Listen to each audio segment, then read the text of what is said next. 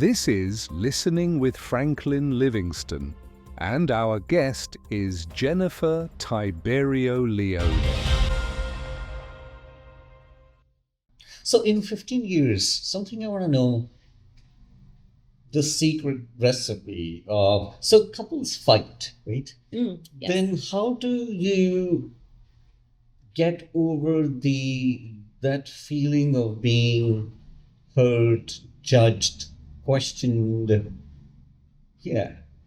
How do you normalize it? Or do you think it never gets normalized? That always remain in the past, in the head? No, I think that how you communicate with each other is huge. And humility and accountability are all really important things. Because if you fight with somebody and you have so it could be a major fight, it could be a small fight, but if you feel like you're not being heard by the other person, that's going to affect how you fight with them. You're going to try and be louder. So you end up yelling.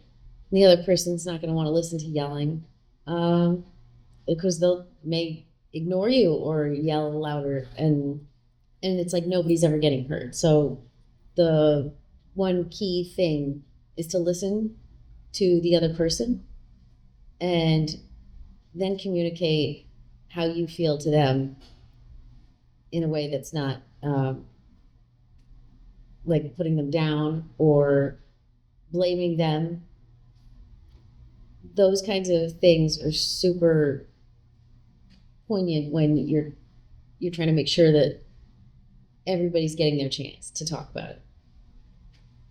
What if somebody breaks somebody's TV? Then what happens? I mean, stuff happens, but then you remember. Did it happen to you ever? TV? No. Other things, yes. Okay. Things have been broken in my life. No, I went through a lot of years where there was a lot of ups and downs and a lot of anger and stupid fights that ended with broken things. Mm-hmm. And a lot of that also came from drinking. We add alcohol, just fuels the fire. And when you take that out of the equation, Johnny quit drinking 3 years ago. And we haven't had a blowout fight since. Hardly ever at all now. Like, we want to talk about something. We learned over the years how to talk to each other and to fight with each other the proper way. And we learned that early because we weren't even together yet when we had to figure out who we were to each other and what was important to us. Because I had a very hard time leaving my relationship with Vinny because I was engaged and I did not want to I didn't want to hurt him. I didn't want to cheat on him. But I knew I had feelings for Johnny, just not like it was nothing I could act on ever because I was engaged. Right. And I told him that, a lot of times, I'm sorry, this isn't going to happen. I'm engaged. And Johnny was like, that's okay. Until it got to a point where he was like, this isn't okay. I can't just be friends with you. Mm-hmm. And so we had a lot of fights about that, me and him. And you and Johnny. I was like, like we care about each other. We want to be in each other's lives. I was like, I just can't do it as romantically.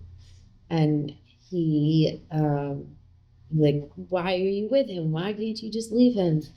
So because I did love him, and also I committed myself to this relationship, which was stupid. Not the relationship, but committing yourself to something that you're unhappy with. No matter how much you try and work through it. We've been together me and Vinny have been together 5 years, and engaged for 5 of those years. And nothing ever happened towards a wedding. Nothing ever happened saving money. So what am I doing? And so a lot of our fights were, what are you doing? And don't push me. Like don't push me into doing something I don't want to do. Or what if a lot of fights were like, well, what if I leave him and then you decide that you're just like, okay, I fixed it, bye. So instead of yelling at each other, the yelling we were doing at each other at that point was passionate because we cared so much. We wanted to have a relationship together. We just couldn't define it. And then when we did get together, I remember our first fight. It was something trivial.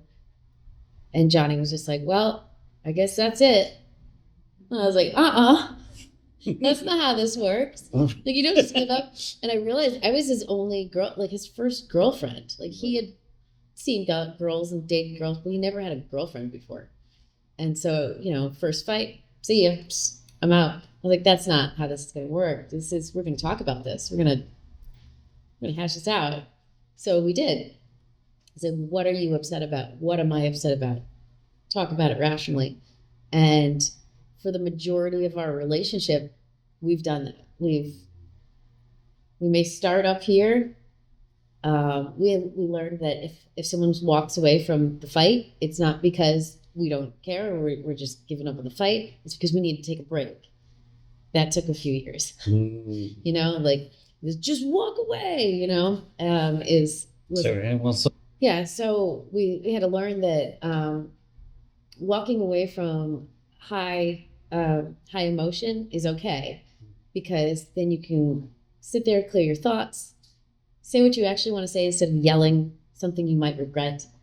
And I remember that he would always yell, you just walk away. And I'm like, you don't understand that I need this time to calm down, collect my thoughts, and present them to you rationally and calmly.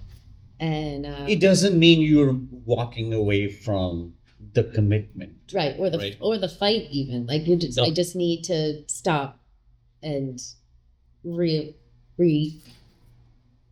Mm-hmm. And the same for him too. He would be like, I'm leaving, and I would follow him. So don't do that. Let people walk away for a minute. Right. He's like, I just need some air. I need to go. Just like, I need to go something. I need to go for a walk, and I just go, oh, I'm coming with you. Don't do that. Like, that took us a lot of time to realize, like, we need our space in order to communicate better sometimes. We get really angry about stupid things, or important things. Angry about anything. Let the anger calm down so you can talk rationally with each other. And I have a system where I like to write down what I want to say. If I know that, like, I'm upset about something, I'll be like, writing down solves half of your problem. Then you're like, I don't even want to say it. Well, he would say, like, what's wrong? And I get so overly emotional, like I'm in tears. I don't know how to express myself when I'm overly emotional. I don't know. And then if I have the time, I could sit down and I write down every bullet point of what I'm trying to say. Then I can actually come back and be like, hey, here's how I feel about this, and listen to what you have to say, as opposed to blubbering and trying to tell you, and then you getting angry because I'm not communicating with you. And that turned into a lot of texting, made it a lot easier. You get angry about something stupid. I'm going for a walk. While he's on the walk, write a nice text. Wait. I just feel this way, blah, blah, blah. And then when he comes back, we talk about it. And I'm sorry, and this and that. And make sure you type or reread it. Like, a lot of times, yeah, never just send. No, yeah, speak text too. But yeah, but writing it down also gets you to everything that you're feeling. And then you're like, no, don't say that.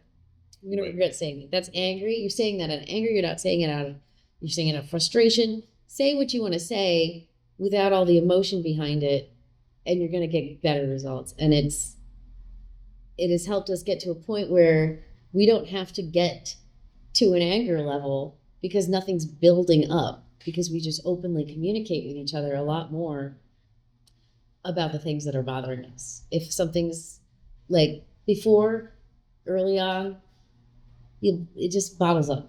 And then for me, I'm the kind of person that would just, I'm fine with it. I'm fine with it. I'm fine with it. And then all of a sudden, hell hath no fury. Like I explode. And for him, he was a explode on, like as soon as he feels something, he exploded with emotions on it. And now we're both leveled out to a point where we can just communicate first and then throw punches. So here's a question for you. Someone who had a radio show, you were an expert in dating and sexual stuff. So a person is in relationship now, you wanting to make that switch, as you mentioned, but there's a commitment and you honor that commitment, which is the ethical thing to do. Falling in love, the term used, I use that more in a orthodox way, poetry and classic literature, which I don't know if we But follow that's or what not. it feels like when you're Yeah, falling in love. or sure, right? Yeah. But then most of the people I hear are sex driven, and the reason they are with somebody is because of that physical attraction, sexual attraction. So where does it all start, or should start? How do you view this whole stuff So as an expert? So you know what they say, when you have like a burst of flame, it goes out really quick. But you have a slow burning candle can last for a very long time. Like a flash in the pan. When you're hot and heavy and it's all about sex, that's not love. That's lust, and it's very different. And Johnny and I were friends first, and I think that was a huge help in our becoming a relationship because it wasn't about sex. It was about love. It was about loving somebody and growing with this person, and that's why. For me, I love my best friends. Like that's a relationship that we've like curated over years and years, just like mutual love and respect for each other, and that's what every relationship should have, is a mutual love and respect. And if that's your cornerstone, if that's your base, if that's what your whole groundwork is, then your house is gonna stay. You know, when you fly by night and all of a sudden you're in this whirlwind of love and passion and lust. I mean, you're gonna burn out, and looks fade, and people change, and physical. I mean, anything can happen. All of a Which a sudden, lot of people don't think. yeah, and all of a sudden, what if you can't have sex anymore? Are you going to be able to sit in a room and have a conversation? Like that's like the number one thing I always like think about. Like when you're getting into a new relationship, yeah, they're hot. Where could this go? Where would you want it to go? And do you have core values that are the same? It's extremely important because when your core values aren't the same, it's never going to work. And if you base everything on, oh, but he's really sexy, or she's so hot, and we have great chemistry in bed. What happens when bed's taken off the table? What, 50, 60, now he's got ED, and he can't get it up. I know there's like boner pills and stuff, but at the same time, like, well, anything, like he has a heart condition, she can't, she's not interested in sex anymore. The older, yeah, that kind of stuff happens. Are you going to have a relationship with each other where you want to, like, this should be your best friend. It should be the person that you wake up in the morning and you can't wait to talk to. Like, you're excited to see them every day. That's how I feel with Johnny, and I know he feels the same way about me. Like, he comes home from work, hello, wife, like, I'm like, hello, husband. We're super happy to see those kisses and love, and the dog, like, we're this wonderful little family unit. And when if he's in a bad mood, something happened at work, or we talk about it. Like, we don't just sit there and fester in it by ourselves. You're a unit, you're a team, and you've got to work together. And it's not easy. Relationships are the hardest thing you'll probably ever do in life, but it's worth it. I have seen some people, they wouldn't share about their work struggles or business struggles with their spouse because I think deep down they have a fear of getting judged or something, Yeah. which to me is not the best thing because then when you say this relationship should be more open and vulnerable and just like there shouldn't be any sort of fear of judging or not sharing. It should be more intimate because that's what real intimacy is. Yeah. And I think that one of the reasons that I really do love Johnny and what made me really fall in love with Johnny was his complete, he was completely candid about everything. He just talked and said what was on his mind and told me his feelings, which you don't get from a lot of people off the bat. Especially men. Yeah, especially men. Right. And, especially, you get these alpha dudes. And his brothers, all these big, tough dudes when I first met all of them. All of them were, And I remember one of the first things I said to Johnny when we started hanging out. I said, you could let your guard down now. Like, your brothers aren't here. And he's like, what? I was like, I know you're not this big. When he came to get the money and he said, give me more money. I was like, I know you're not this guy. He wore a leather jacket. Yeah, and as if it's spikes on it. And he was just like, you could physically see him go.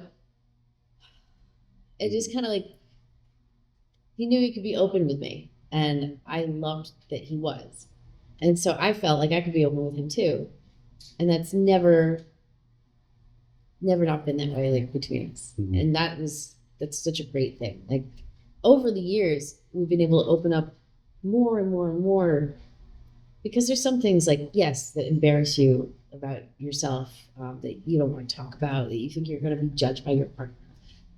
Talk about it. Like it's one of those things that people hide away. I mean, it's a reason that people cheat, because it's easier to do something with a stranger than it is to tell the person you love. Just to interject, I have seen people, I also have female friends, right? So they wouldn't talk to their husband or boyfriend about certain things, and they would talk to their best friend, who also happens to be a male, right? Straight male, and there are chances of then getting more closer to them occasionally. Right. And which I mean, I've seen that. I never questioned why, because that's the way you do it. You don't want to share that with your spouse. That should be the person you share with, because if that person's going to judge you, that you probably shouldn't be with them. Right. Yeah. Yeah. And there's a level of understanding and kindness and humbleness to being able to say or feeling comfortable enough to say, listen, I kind of like this thing. And, even if your partner's not into it or whatever, like, all right, well, we can talk about it, whatever. But, don't feel ashamed to be yourself with the person that who's supposed to be your rock, your teammate. Actually, rock, the idea of rock. So when you think of a man, especially in acting and modeling and all that, you have an idea generalized. A man has to be stoic and physically extra strong, emotionally that strong that he can't have a tear in his eyes. Things are changing a little bit. Yeah, thank God. And I don't know if that helps. I think that traditionally, because of social norms that back in like the day, the man was the guy who worked and the woman stayed home and did all the housework and the kids and all the womanly things, and the man did the manly things, and that was the team. But now women go to work and, guys stay home with kids, and the dynamic shifted. which is great. But there's when people look at the whole thing and they're like, well, women still want a man to take care of them. It's like, yeah, but did anybody ask the men? Men want a woman to take care of them too. And that's not just in a motherly way, but when you say, oh, the man has to be strong, the woman has to be strong too. Because those two people together, you can't just have a one-sided, like, you need me to be there for you when you need me the most. That is my strength for you, and I need the same thing from you. That should be equal and should never be, well, you are dependent on me, therefore you can't live without me. That's not love either. It should be equal, where everyone is putting their part in. With a mutual respect, love, and support. Because if you don't have all those things, you don't have a relationship. You have the means for a fight. Actually, something I noticed in the Big West, I don't know, things have changed because I haven't been there. It's been what, like 20, 24, 25, 10 years in. So men were expected to do things without questioning if they'll get tired or they'll need break, starting from mowing the lawn, because they have lawns, changing your car oil. These are minor things, but just imagine how much, even when it comes to Christmas. So, okay, the dad or the boyfriend, and sometimes the girl will bring a boyfriend home, and dad and the boyfriend, they will decorate the home. There's a physical thing involved in. But this idea of, do they want to do it? Sometimes you don't want to do something. Yeah. You need a break. You need something. Okay, we can do it tomorrow. But I think the men I saw were so, I don't know what were robotic. There was a dude. He built actually with wood and stuff for one of his daughters. I don't know what event was it. Some sort of event, and maybe prom. Right? And the idea was that's what dads are supposed to do. What if the guy is not a handy guy? And then he's going to feel, oh my God. I mean, thank God I never took these things seriously to my head. Right. And I was like, I'm different. I don't really care about this. But these were weird, I'm calling them weird expectations, where this idea of having a normal human emotion never talked about. Well, and I think even back when I was in high school, guys took shop, girls took home ec. Hmm. And that had just started to change, where girls were starting to go to the shop classes, guys were taking the home ec classes, and whoa, the 90s. And I thought it was just, I think it was a silly thing that it's like, well, only men can change a tire and only women can bake a cake. Like, that's crazy. Why can't we? No, I'm sorry. I just didn't like this language when a girl would say, "Oh, my boyfriend is gonna check my car. It's happening to," or it's a simple thing. This comes back to we're not. We were taught that that's there's a separation. Like, the girls do this and the guys do this. And but what if you don't have a boyfriend? And I think there's also that thing that you've got to have a boyfriend. Exactly. So again, this comes back down to control. Where it's a patriarchy and men rule the world. So if women don't need men anymore to do the things like, the car things and the things you need to get around to make the money to do the things. If we're not allowed to do that, or we're not taught to do it, then we can't make men obsolete, which is the mindset, which was crazy. It's like, why can't we just all do it together? But you make the man be needed, therefore the woman always needs man. And that shouldn't depend, like, codependency like that is so unhealthy. And thank God the social norms have changed drastically over the past few years. I think we're starting to go back though, with at least this presidency. A couple of years ago, we filmed a movie here, and it's very interesting. It has more than one theme. So one theme which I kind of gave an idea to Tony. The movie's The Vows. It's about the commitment in marriage, but there's one idea which I think he did a great job in weaving in is when a woman is neglecting, a committed woman is neglecting the basic needs, the needs that goes in emotion and stuff of the man, he can develop attraction to another woman who might provide that. Now it's a very simple, always talked about probably theme. It's not a new theme. But if a person thinks overburdened, if a person is gonna change your oil and be on the call because my girlfriend might need me, or a dad, a wife will call and a daughter will call. Once actually somebody, a female, drove me to a different city and something happened to the liver of the car and it got stuck. And the first response was, I was like, yeah, we can take a look. And I was like, no, let me call my dad. So I was like, okay, the dad has to make himself available for three of the daughters. And I've seen that. That's why there's like the dads, they don't dress up, they're short hair and shorts because they are carrying the grocery, they are doing this physical work. And there's an event. I don't know if that happens at the East Coast. You went to a bachelorette party. Mm-hmm. For men, there's a tool bash. Have you heard of that? No. So tool bash is a thing, an event where all men will get together and grill steak and all that.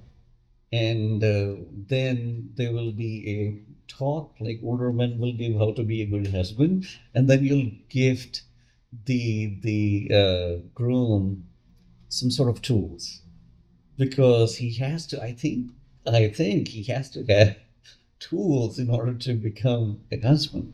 Right. And mostly people have houses there. When you go to a house in the garage, they have a lot of tools there, right? Yeah. And I think the place I lived at, it was a house. We didn't have a single only car. I didn't care, but so Tool Bash is an event. That And, makes sense. I mean, so with men and women, physicality has a lot to do with why this ended up this way. Like a lot of women are smaller than men, and Sure, yeah. and it's to fix the cabinet, or do the physical labor, things like that. It makes a lot of sense when a woman is carrying a baby for 9 months. She's got to carry this baby around. Man's got to do all the other stuff. Then she's got to carry the kid around. Yeah. And then she's Which got is to a lot of work. and take care of the kid throughout all this time. So her job has become mother, probably plus a career as well now. But back in the day, like that was her role. Like I'm the mother. This is a full-time job. So the man became the guy who's like, while you have the baby, I'm gonna mow the lawn, take out the garbage, do all the chore stuff. So I think that had a lot to do Something with it. interesting. In many Eastern countries, women do that stuff that men are supposed to do. And I don't know where it got shifted, these patriarchal and matriarchal cultures and all. But Can I ask this though? Is this a type of culture where the families all live together? it doesn't really matter. It's just like I think it's I'm trying to understand because there's a particular kind of force or energy women carry. I met in the Midwest. I met a gentleman who served in Afghanistan. Later on, we changed his profession, and I don't know. We began talking about Afghanistan. He said, I had a very different idea before going there. Because the idea was a woman is a shuttlecock and she can't do anything. But he said women, they run the household. And most of these fixed, like for example, if a cabinet is broken, she's going to fix it. Right. And man usually, or she would do groceries. Because first of all, the man is not available if he's working say 10 hours. Right. So the housework and house Yeah, and stuff she's is the woman's. right. Yeah. She's not waiting for him to make himself available. No, on that's the day. weekend stuff. Yeah, yeah. Oh, You weekend. gotta fix it on the weekend. Yeah. They So call that the honeydew list. oh yeah. Or when he come like the first family I used to live with, the gentleman probably he was 60 then, and he would come. I think he used to get home at 6:15. And he used to leave at, he was vice president of some sort of assisted living, and he used to leave early at 6 and come back around 6:15, and then he would do a few things, because I think as a man he was supposed to do that, taking the trash out, Right. or so I mean, yeah, why can't I don't know. I personally don't think it should be gender based. Only a man is. I agree, 100%. I mean, it should be equal. Like, Whoever is available. if the yeah. trash is full, take it out. Yeah, yeah, You know, that's, yeah. Wait for somebody. Or doing groceries. Why do you have to wait for a man to go and do grocery or go to Lowe's if you need something?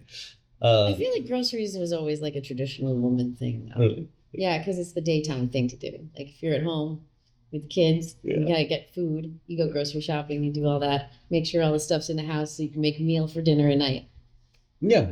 Or same with the car. Like if you were to take a car to oil change, anyone can take that. Yeah. Well, the other thing too is I never trust a man going to get my groceries, get all the wrong things. Yeah. Women shop differently than men. Oh, definitely. Yeah. Everything. Yeah. You pick the we first are thing. in a You pick the rush. first thing you see. You don't even try on pants before you buy Because them. we are in a rush, you know. I don't know what kind of We're rush, like, but shopping we for the don't best have price time on everything. to. Like which marshmallows cost more? Which ones are got the fluffier? No, women detail, and I think that's why a lot of here I don't know much, but in many parts of the world, the successful men, whether they are kings or they're royal prince or whoever, they are successful because of their females, mother or wife. Oh, behind every great man is a great woman. Was it? That's that the phrase? Yeah. I've changed it so many times. Yeah.